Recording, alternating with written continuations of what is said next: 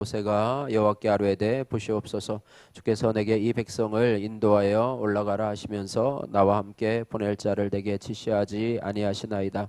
주께서 전에 말씀하시기를 나는 이름으로도 너를 알고 너도 내 앞에 은총을 입었다 하셨사온즉 내가 참으로 주의 목전에 은총을 입었사오면 원하건대 주의 길을 내게 보이사 내게 주를 알리시고 나로 주의 목전에 은총을 입게 하시며 이 족속으로 주의 백성으로 여기소서. 여호와께서 이르시되 내가 친히 가리라 내가 너를 쉬게 하리라. 모세가 여호와께 아뢰되 주께서 친히 가지 아니하시려거든 우리를 이곳에서 올려 보내지 마옵소서.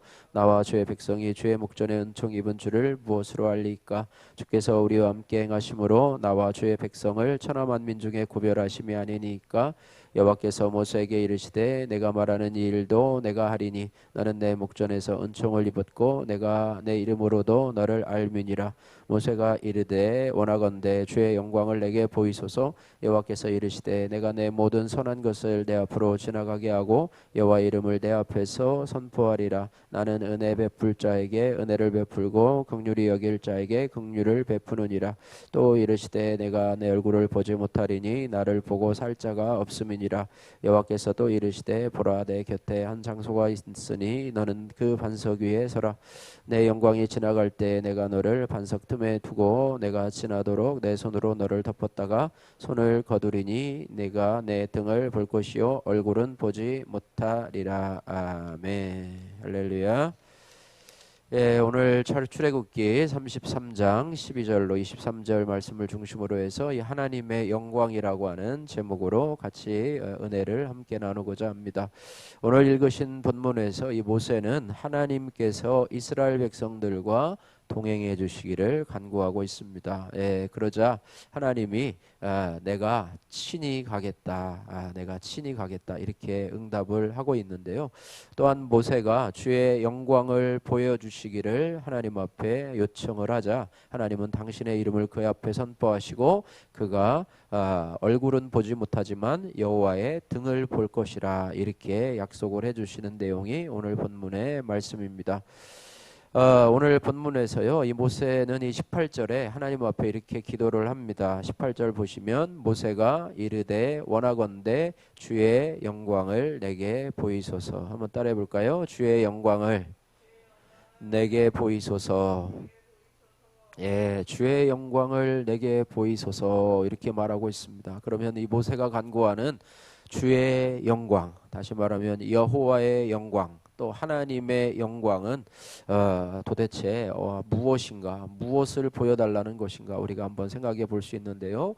이 성경에서 말하는 이 하나님의 영광을 우리가 어떻게 이해해야 될 것인가 또 이렇게 생각을 해볼 수 있는데요. 우리가 알아야 될 것은 이 영광이라고 하는 그 용어는요, 오직 하나님과 그분의 역사에만 해당하는 그런 말이라는 것을 우리가 일단 알아야 됩니다. 그 의미를 하나님의 영광이라고 하는 이 의미를 쉽게 생각을 해보면은요, 하나님께는 도저히 우리가 가까이 범접할 수 없는 거룩함이 있다라고 하는 것이죠. 또 우리가 눈을 뜨고 볼 수 없을 정도의 찬란한 광채가 나는 것이 바로 하나님의 영광이라고 우선 생각을 해볼 수가 있고요. 그 성경에는요, 간혹 인간이나 물건에도 영광이란 단어를 사용하지만은요, 이 앞뒤 문맥을 살펴보면은 그것이 하나님의 영광이 아님을 볼 수 있습니다. 그래서 사람에게는 영광이란 단어가 그래서 뭐 그런 얘기를 하잖아요. 뭐 이 영광을 뭐 누구에게 돌리시겠습니까? 뭐 이렇게 뭐 얘기도 하는데 뭐 부모님께 돌린다고도 하고 뭐 하나님께 돌린다고도 하고 뭐 그동안 나를 위해서 뭐 기도해 주신 분들에게 돌린다고도 하는데 영광이라고 하는 자체는 하나님께만 해당되는 단어이지 사람에게 영광이라고 단어는 어울리지도 않고 과분한 단어라고 볼 수가 있는 것입니다.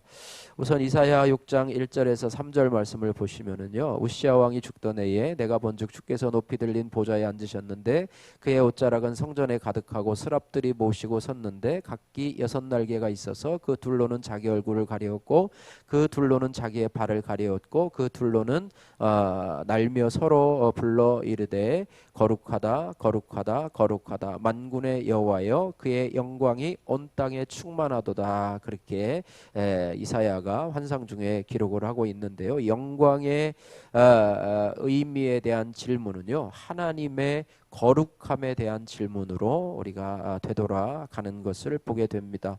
히브리어 카도시의 이 어원은 바로 구별된다라고 하는 뜻입니다. 이것을 하나님께 적용하면요, 하나님의 거룩하심은 하나님이 아닌 다른 모든 것들과 구별되는 것이다. 다시 말해서 하나님의 영광과 관련된 하나님의 거룩하심은 그분 거룩하심은 독보적인 존재임을 의미하고 있습니다. 세상의 모든 희귀한 모든 것, 뭐 다이아몬드나 보석과 같은 것이 희귀하기 때문에 좋은 것처럼, 희귀할수록 더 가치가 있는 것처럼 하나님은 최고로 가치가 있으신 존귀한 분이라고 하는 사실을 우리가 알아야 될 줄로 믿습니다. 성경은 초자연적인 하나님의 행동을 다양한 방식으로 표현하고 있는데요. 특별히 하나님의 영광을 우리의 마음에 비추어 주는 것, 이렇게 말씀하면서 또한 하나님의 영광을 우리의 마음에 비춰 줌으로 인해서 죽었던 우리 영혼이 살아나게 되고, 또 하나님의 영광이 우리 가운데 비춰 줌으로 인해서 우리가 말씀으로 거듭나게 되고, 또 하나님의 영광을 우리 가운데 보여주심으로 인해서 성부 하나님을 알려주시고, 성자 예수님의 특별 계시를 우리에게 알려주시고, 또 우리의 마음의 문을 밝혀주시고, 또 그를 통해서 하나님 나라의 비밀을 아는 것들이 하나님의 영광을 비춰주심으로 인해서 우리에게 나타나는 그런 현상이다, 이렇게 볼 수가 있습니다. 그러므로 하나님의 영광이 우리에게 임하는 것은요, 참으로 영광스럽고 신비롭고 경이로운 그런 체험이라고 하는 것입니다. 그래서 오늘 본문의 이 모세의 기도는요, 어떻게 보면은 정말로 엄청난 기도 제목이라고 볼 수가 있습니다. 원하건대 주의 영광을 내게 보이소서. 이런 기도, 이런 모세의 하나님을 향한 간구가 과연 합당한 기도일까, 우리가 생각해 보건데요. 사실 우리 죄의 속성을 가진 인간은요, 하나님의 영광을 볼 때에 살아남을 자가 없습니다. 살아남을 자가 없어요. 그럼에도 불구하고요, 이 모세는 담대하게 하나님의 영광을 보여달라고 하나님 앞에 간구를 하고 있는 것이죠. 더 놀라운 것은 그러한 어떻게 보면 참 얼토당토한 기도에 대해서도, 모세의 기도에 대해서 하나님께서 그 기도에 응답을 해주신다는 거예요. 하나님의 영광을 보여달라고 그러는데 하나님의 영광을 보여주시는 것에 응답하시는 하나님이시라고 하는 것입니다. 어제 살펴보았던 것처럼요, 모세는 하나님과 친구와 같은 관계로, 친밀한 관계를 가진 사람이에요. 그래서 하나님이 모세와 이야기를 하되 사람이 마치 친구와 이야기하듯이, 그렇게 이야기하듯이 친밀한 관계에 있는데요. 그래서 하나님은 모세의 간구에 응답하시는데, 어떻게 응답을 하시느냐? 하나님은 모세를 바위 틈에 숨기시고 그 손으로 이 모세를 덮어주시고, 자신의 등은 지나갈 때 보되 얼굴은 보지 못하도록 하셔서 이 모세가 죽지 않도록 배려를 하신 것을 보게 됩니다. 왜냐하면 그분의 얼굴을 보고 살 자가 없기 때문이라고 하는 것입니다. 여기서 알아야 될 중요한 것은 뭐냐면, 하나님은요, 당신 앞에서 신실함과 경외함을 가지고 나와서 그분의 영광을 사모하는 하나님의 자녀의 간구를 거절하지 않는다라고 하는 거예요. 예. 우리는 모세와 같은 그런 위대한 지도자만이 하나님의 영광을 보여달라고 기도할 수 있구나, 그것이지만, 그렇게 생각할 수 있지만은요, 우리 하나님의 자녀된, 하나님을 경외하고 신실함으로 하나님을 바라보는 모든 자들의 기도, 주의 영광을 내게 보이소서라고 하는 기도에 하나님은 응답하시는 그런 하나님이심을 우리가 알 수가 있습니다. 그래서 모세에게만 있는 그런 기도가 아니라요, 저와 여러분들도 여러분 하나님 앞에 기도하되, 하나님 원하건대 주의 영광을 내게 보이소서라는 기도를 할 때 하나님께서도 역시 거절하지 않을 줄로 믿습니다. 그러면 우리가 어떻게 하나님의 영광을 경험할 수 있을까요? 우리가 몇 가지로 생각을 해보면은요. 첫 번째로 이 하나님의 영광을 하는 것은 그리스도 안에서, 예수 그리스도 안에서 가능하다라고 하는 것입니다. 주석 매튜 헨리 주석에 보면은요, 하나님께서 그를 반석 틈에 두셨다라고 하는 구절에서 이 반석을 예수 그리스도로 그렇게 주석을 하고 있습니다. 그렇습니다. 성도들은요, 반석 되신 그리스도 안에서만이 사단의 죄의 정죄를 받지 않고 담대함으로 하나님의 영광을 체험할 수 있다라고 하는 것입니다. 우리가 기도하는 것도 예수 그리스도의 이름으로, 우리가 구원받는 것도 예수 그리스도의 이름으로, 우리가 의에 설 수 있는 것도 나의 의가 아니라 누구의 의요? 예수 그리스도의 의요. 그래서 하나님의 영광을 체험할 수 있는 것도 예수 그리스도라고 하는 반석 안에서, 할렐루야. 예수 그리스도, 내가 곧 길이요 진리요 생명이니 나로 말미암지 않고는 아버지께로 올 자가 없느니라.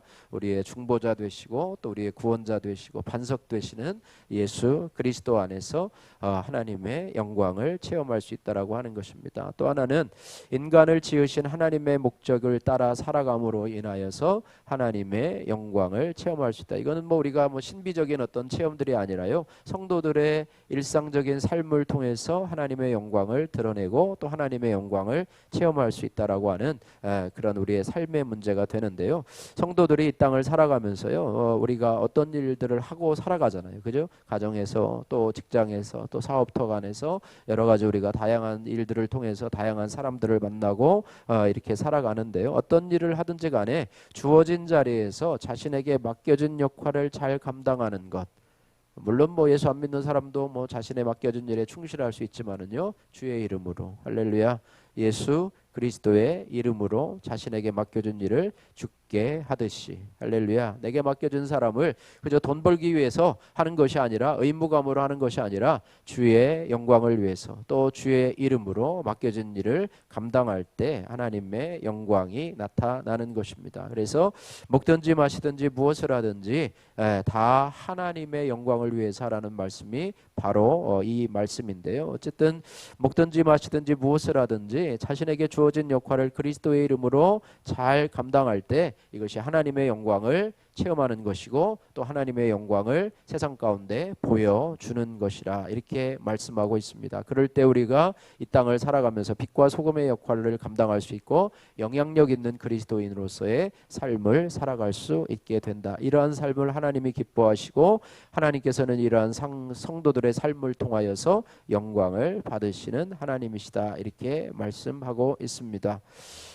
사도 바울은요, 에베소 교회의 이 편지에서 우리를 하나님의 걸작품이라 이렇게 선언을 하고 있는데요. 그것은 성도들이 이 땅에서 그리스도 안에서 미리 예비하신 삶을 살아감으로 인해서 하나님을 영화롭게 하고 그분을 즐겁게 할 수 있다라고 하는 것입니다. 그래서 사람의 제일 되는 목적은 하나님을 영화롭게 하는 것과 영원토록 그를 즐거워하는 것이다. 그래서 우리가 맡겨진 일, 주님께서 저와 여러분들에게 맡겨주신 일이 무엇이든지 간에 그것을 통해서 하나님의 충실히 감당함으로 인해서 하나님의 영광을 우리가 체험할 수 있다, 이렇게 말씀하고 있고요. 세 번째, 하나님의 영광을 체험하려면 성령의 능력으로 가능하다라고 하는 것입니다. 우리가 비록 믿음으로 구원받고 또 이 땅에서 하나님의 자녀로 살아감에도 불구하고 하나님의 자녀로서의 권세와 능력을 여전히 경험하지 못하고 또 누리지 못한다면